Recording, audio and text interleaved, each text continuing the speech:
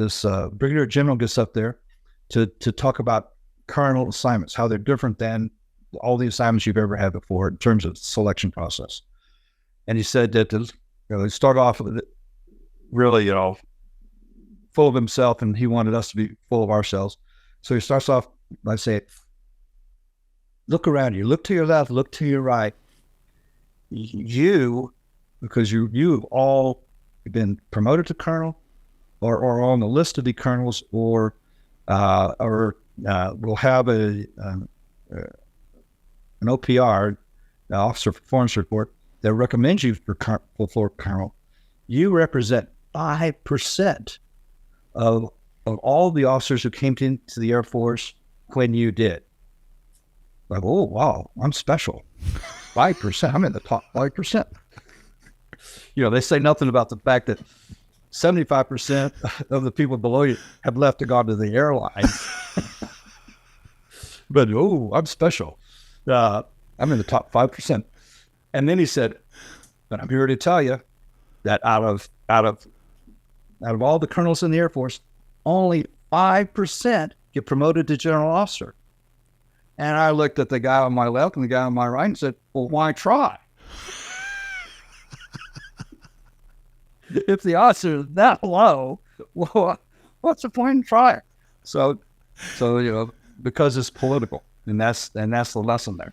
That 5% are the politicians. So I just did my job, and even the guys who try, for instance, this group commander that I've referenced, and even my squadron commander at Bitburg, he wanted to be a general officer so badly, and an academy graduate, and he was relatively short of stature, and the other lieutenant colonels, and especially his academy classmates, referred to him as the little general, because that's what he wanted to be. He had a Napoleonic complex, right? But he was in the Air Force for 30 years, always striving to become a brigadier general, and never made it.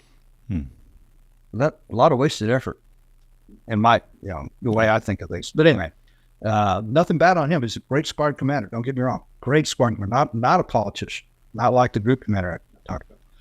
He's a great guy, tremendous. But the point is that the officers who have stars in their eyes, as we would say, wanting to be a general, who are fighter pilots, sometimes they have trouble developing the respect of the people they're supposed to be leading, because their view, their aim is not concentric with the aim of the unit, which is to fly and fight. And don't you forget it.